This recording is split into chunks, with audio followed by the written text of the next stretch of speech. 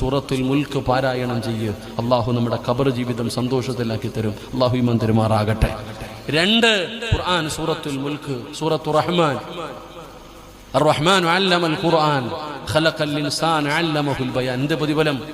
ഈ ഉസ്താദന്മാരെയും തങ്ങന്മാരൊക്കെ വരുമ്പോൾ പറയും, ഒന്ന് വീട്ടിൽ വാ ഉസ്താദ് ദുആ ചെയ്യാൻ. ഇല്ലേ, നമ്മുടെ വീടുകളിലേക്ക് വിളിച്ചുകൊണ്ട് പോകും ദുആ ചെയ്യാൻ.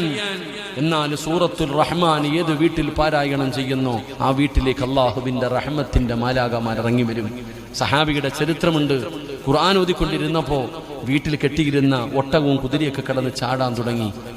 പേടിച്ചു വരണ്ടിറങ്ങി നോക്കി, എന്തേ സംഭവം, ഒന്നും കാണുന്നില്ല. പിന്നെയും അകത്ത് കയറി ഖുർആൻ ഓതാൻ തുടങ്ങി. പിന്നെയും ഈ മൃഗങ്ങൾ കിടന്ന് ചാടുന്നു. അവസാനം ഖുർആൻ ഓതൽ നിർത്തി. പിറ്റേ ദിവസം നബി തങ്ങളുടെ മുമ്പിൽ ചെന്ന് അത്ഭുതത്തോടെ പറയുമ്പോൾ അള്ളാന്റെ റസൂൽ സല്ലല്ലാഹു അലൈഹി വസല്ലം തങ്ങൾ ചോദിച്ചു, ഏത് സൂറത്താ ഓതിയെ? സൂറത്തുർ റഹ്മാൻ. മലക്കുകൾ ഇറങ്ങി വരുന്നത് കണ്ടിട്ട് ചാടിയതാണെന്ന് മഹാനായ നബിയിന റസൂലുള്ളാഹി